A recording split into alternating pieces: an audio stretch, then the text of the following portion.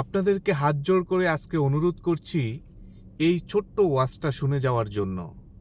যারা ভাবছেন পাহাড় সমান গুনাহ করে ফেলেছি, আল্লাহ কি আমাকে ক্ষমা করবেন? শুনে যাবেন, লাইক শেয়ার করতে হবে না। বনি ইসরাইলের একজন যুবক, সমাজে এমন কোনো পাপ নাই যে পাপ যুবক করে নাই। তার আম্মা আব্বা সমাজের মানুষগুলা অতিষ্ঠ হয়ে হাত পা বেঁধে মরুর প্রান্তরে ফেলে দিয়ে আসলেন। একদিন, 2 দিন, 3 দিন যায়, অনাহারের কারণে তার মৃত্যু চলে আসে। মৃত্যুর আগ মুহূর্তে যুবক চতুর্দিকে লক্ষ্য করে দেখে আমার আপনজনেরা কোথায়। যুবক ডানে তাকায় একবার, বামে তাকায় একবার, পিছনে তাকায় আরেকবার। মাকেও দেখা যায় না, জন্মদাত্রী মা, আমার জন্মদাতা বাবাকেও পাওয়া যায় না, বন্ধু বান্ধব সমাজপতি কাউকে দেখা যায় না। যুবক এবার লক্ষ্য করে দেখলো, মাওলা হে, মরুর প্রান্তরে আপনি ছাড়া তো আমার আপন বলতে কেউ নাই। যাদেরকে আপন বানিয়েছিলাম তারাই হয়ে গেল পর। আর এতদিন যাবৎ আপনাকে পর বানিয়েছিলাম, বুঝে দেখলাম এই মুহূর্তে আপনি আমার আপন। আল্লাহু আকবার। যুবক এবার মনে মনে তওবা করতে লাগলো। যুবক এবার বলে, মাওলা, 40 বছরের জীবনে এমন কোনো পাপ নাই যে পাপ করি নাই। আমার পাপের কারণে সমাজের মানুষ হাত পা বেঁধে আমাকে পাহাড়ের পাদদেশে ফেলে গেল। হেরে মাওলা, রুহটা আমার নাকের ডগায়, জানি আমার মরণ হবে, কিন্তু এই মুহূর্তে তোমার কাছে আমি ওয়াদাবদ্ধ হলাম। আমি লক্ষ্য করে দেখলাম তুমি ছাড়া আমার আপন কেউ নাই। যদি তুমি আমাকে মাফ করে দাও, আর কোনোদিন তোমার সাথে আমি কোনোদিন নাফরমানি করব না। আল্লাহু আকবার। যুবক তওবা করলো, খাঁটি তওবা, এটাকে বলা হয় তওবায়ে নাসুহা। আল্লাহ এই কথাটা বললেন, তওবাতান নাসুহা, একাগ্র চিত্তে তোমরা তওবা করো, আমি আল্লাহ মাফ করে দেই। যুবক তওবা করার সাথে সাথে মালাকুল মউত এসে তার রূহটা নিয়ে গেল। 1 দিন যায়, 2 দিন যায়, 3 দিন যায়, যুবকের লাশটা পড়ে আছে। সমাজের কেউ তাকে গোসল করায় না, কাপনও পরায় না, দাফন দেয় না, জানাজার নামাজ পড়ানোর জন্য কেউ আসে না। হাদিস কানা বুখারী। আল্লাহ নবী বলেন, আমার আল্লাহ মুসা পয়গম্বরকে ডেকে বললেন, মুসা, আমার একটা গোলাম ওই যে দেখো পাহাড়ের পাদদেশে পড়ে আছে, তার শরীরের মধ্যে কীরা পোকা ধরেছে, সমাজের কেউ তো তার জানাজার নামাজের জন্য আসে না।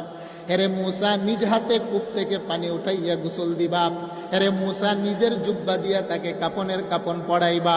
হেরে মুসা, নিজে ইমাম হয়ে জানাজার নামাজের ইমামতি করবা। হেরে মুসা, নিজে কবর খনন করে কবরের ভিতরে তাকে দাফন করবা। হে মুসা, জানাজার নামাজ পড়ানোর আগে একটা ঘোষণা দিবা বনি ইসরাইলের মধ্যে, যত মানুষ আমার এই গোলামের জানাজার নামাজে উপস্থিত হবে, সমস্ত মানুষের গুনাহ খাতা আমি আল্লাহ মাফ করে দেব। আল্লাহু আকবার। আমার আল্লাহ এই কথাটাই বললেন, ইয়া আইয়ুহাল্লাযীনা আমানু তুবু ইলাল্লাহি তাওবাতান নাসুহা। হেরে বান্দা, যদি তুমি কলিজা থেকে, অন্তর থেকে তওবা করতে পারো, আমি আল্লাহ তোমার গুনার দিকে তাকাই না, আমি আল্লাহর রহমতের দফতরের দিকে তাকিয়ে একটা মুহূর্ত তোমাকে ক্ষমা করতে বিলম্ব করি না। সুবহানাল্লাহ। মুসা পয়গম্বর দৌড় দিয়ে গেলেন যুবকের নিকটে। গিয়ে দেখেন যুবকের দেহের ভিতরে কীরা পড়ে আছে, যুবকের হাত পা বাঁধা। মুসা পয়গম্বর নিজে কূপ থেকে পানি উঠিয়ে যুবককে গোসল করাইলেন। নিজের জুব্বা দিয়া কাফনের কাপড় তাকে প্যাকেট বানাইয়া মুসা পয়গম্বর জানাজার নামাজ উপস্থিত করে বনি ইসরাইলের ময়দানে গেলেন। গিয়ে ঘোষণা দিলেন, কে আছো আমার পিছনে জানাজার নামাজ পড়বা? ওই যে একটা যুবক পড়ে আছে মরুর প্রান্তরে, ওই যুবকের জানাজার নামাজের ইমামতি করব আমি মুসা পয়গম্বর। ওই যুবকের জানাজার নামাজে যত মানুষ উপস্থিত হবা, আল্লাহর পক্ষ থেকে ঘোষণা, প্রত্যেকটা মানুষের জীবনের গুনাহ খাতা আমার আল্লাহ মাফ করে দিবেন। আল্লাহু আকবার।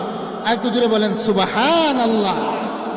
হাজার হাজার লক্ষ লক্ষ মানুষ জানাজার নামাজে উপস্থিত হয়ে গেলেন।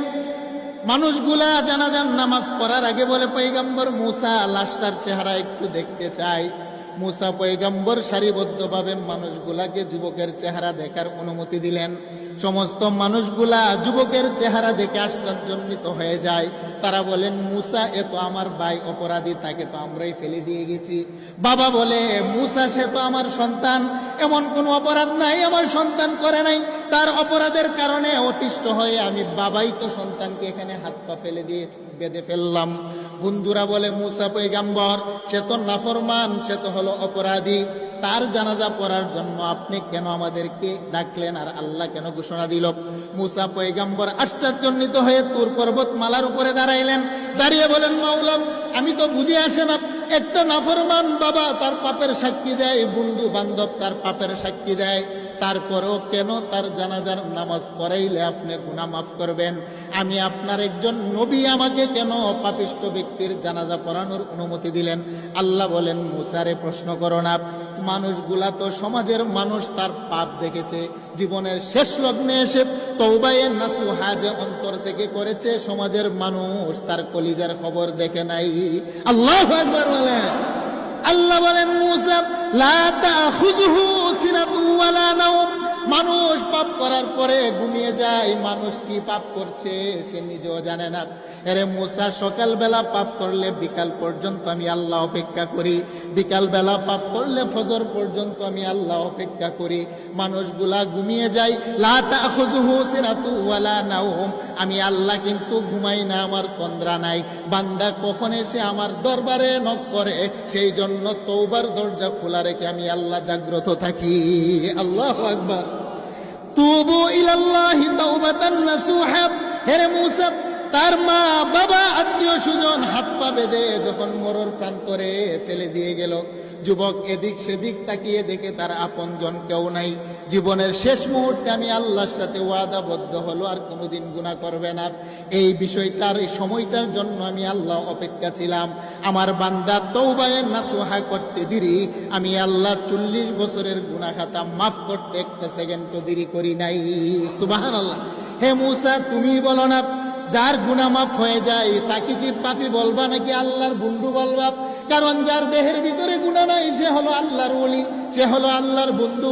আল্লাহ বলেন, মুসা তার জীবনের 40 বছরের গুনাহ যখন আমি আল্লাহ ক্ষমা করে দিলাম, তার তো হাত পা বাঁধা ছিল, একটা গুনাহ করার মতো সাহস আর সুযোগ সে পায় নাই। তাকে মাফ করার পরে আমি আল্লাহ উলির দফতরে তার নাম উঠিয়ে দিলাম। তুমি বলো, যারা উলি হয় তারা হয় আমি আল্লাহর বন্ধু, আর বন্ধুর জানাজার নামাজে যারা উপস্থিত হবে আমি আল্লাহ মেহমানদারি করব তাদের গুনাহ খাতা মাফ করে দিয়ে।